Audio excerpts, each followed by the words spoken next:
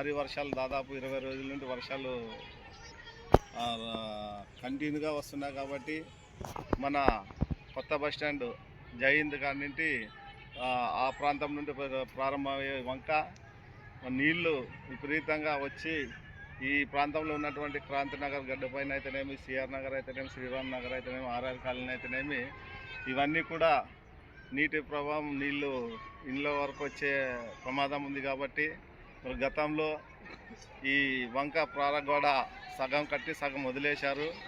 మరి ఇప్పుడు కూడా మున్సిపల్ అధికారులు అయితేనేమి, మరి ప్రజాప్రతినిధులైనటువంటి ఎమ్మెల్యే గారు అయితేనేమి స్పందించి ఒకసారి పరిశీలించి మరి ఈ యొక్క వంక ప్రధానమైనటువంటి పెద్ద వంక ఇది, దీన్ని వెంటనే దీనికి సంబంధించినటువంటి గ్రాంట్ను శాంక్షన్ చేసి ఈ యొక్క ప్రారగోడని పూర్తి చేయాలని చెప్పి భారత కమ్యూనిస్ట్ పార్టీ ఆదోని జిల్లా సమితి సభ్యులుగా డిమాండ్ చేస్తున్నాము. నా పేరు టి వీరేష్.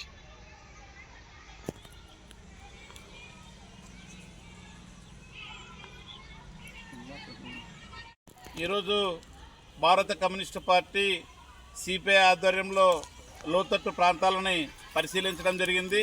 పరిశీలనలో భాగంగా తేలింది ఏమిటంటే సిఆర్ నగర్, ఒకటేపల్లి డిఎంఎస్ బంగ్లా, అదేవిధంగా Kranthinagar, CR Nagar, RR labour colony, Panjarapuram, Kalabai ప్రాంతాల మీదుగా ప్రవహిస్తున్నటువంటి పెద్ద వాగుకి ఇరువైపుల రక్షణ గోడ నిర్మించాలని గతంలో కూడా ఎన్నోసార్లు మున్సిపల్ అధికారులకి విన్నవించడం జరిగింది. అయితే అధికారులు ఎన్నిసార్లు చెప్పినా నిమ్మకు నీరెత్తినట్టుగా వ్యవహరిస్తూ ఉన్నారు.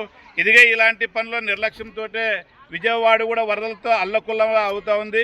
ఆదోని ప్రాంతం కూడా ఆ విధంగా అల్లకొల్లం కాకుండా ఉండాలంటే, ఇలాంటి లోతట్టు ప్రాంతాలు జలమయం కాకుండా ఉండాలంటే తక్షణమే అధికారులు స్పందించి లోతట్టు ప్రాంతానికి ప్రహార గోడ నిర్మిస్తే బాగుంటుందని తెలియజేస్తూ ఉన్నాము.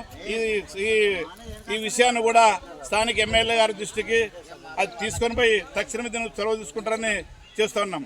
ఎస్ సుదర్శన్, సిపిఐ పట్టణ కార్యదర్శి, ఆదోని.